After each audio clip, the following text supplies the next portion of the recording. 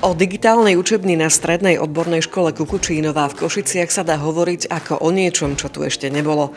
Študenti sú počas výučby prihlásení do vyučovaného predmetu prostredníctvom tabletu, smartfónu, notebooku alebo počítača. Máme tu tabulu, ktorá je vlastne interaktívna. Je to displej 218 cm v uhlopriečke a túto vlastne používame na komunikáciu. To znamená, vieme tam dostať obraz toho, čo majú žiaci na svojich tabletoch a zároveň tuto na ľavej strane je tzv. Učiteľské miesto, je tam PCčko, ale za ktorým môžu sedieť aj žiaci. Pretože do výuky väčšinou zapájame obe strany. Samotná digitálna výučba je vhodná pre uplatnenie kritického myslenia, ktoré je pre študentov dôležité. Pri výučbe sa využíva aj kľúčový element, ktorým je kritická tabuľa. Tá je zložkou tzv. Myšlienkovej mapy. Kritickú tabuľu považujeme za metódu výučby, ktorá je pripravená pripraviť žiakov pre budúcnosť. To znamená, že pre budúcnosť, ktorá je plná informačných technológií, plná umelej inteligencie, plná zmien, ktoré nastávajú v čase. To znamená, že už dnes musíme ich pripravovať na to, aby nie memorovali informácie, ktoré sú dané, pretože tie sa v čase menia, ale skôr, aby vedeli zdroje, ktoré dostaneme, do ktorých sa pozrieme, aby sme si ich pekne dali na kopu, vedeli ich vyhodnotiť. Voláme to, že aj kritické myslenie, ja tomu hovorím gazdovský rozum.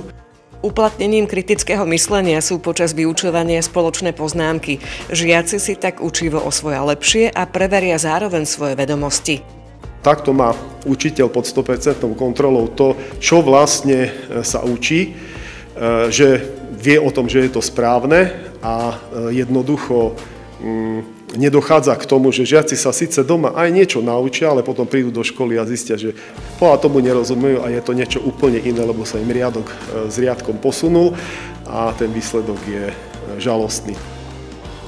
Chceme vlastne odborné kreslenie digitalizovať, aby sme teda už začali pomaly vylučovať vlastne to kreslenie ceruzou do zošita, lebo vlastne už aj na tých stavbách sa robia záznamy digitálne a poznámky sa robia vlastne do tabletov, čiže chceme vlastne našich žiakov na toto pripraviť.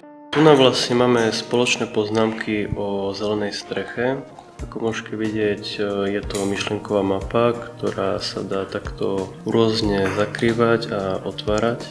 Ja, čo momentálne spravím, bude to, že pridám do spoločných poznámok jeden typ. Vlastne tu sú 5 vrstiev zelenej strechy, tu sa nachádzajú 4 a ja pridám 5. typ, ktorá je hydroizolácia.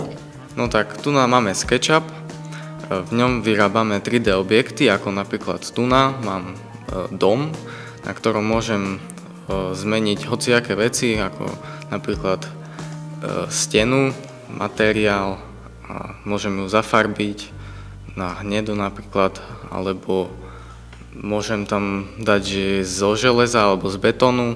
Takáto výučba pripravuje študentov na povolanie technika energetických zariadení budov. Ten odbor som vybral, pretože myslím, že z iných odborov to je najlepší v budúcnosti, pretože náš svet potrebuje energiu a všetko, čo z ní súvisí. Pre Ahoj TV, Víra Ihnátová.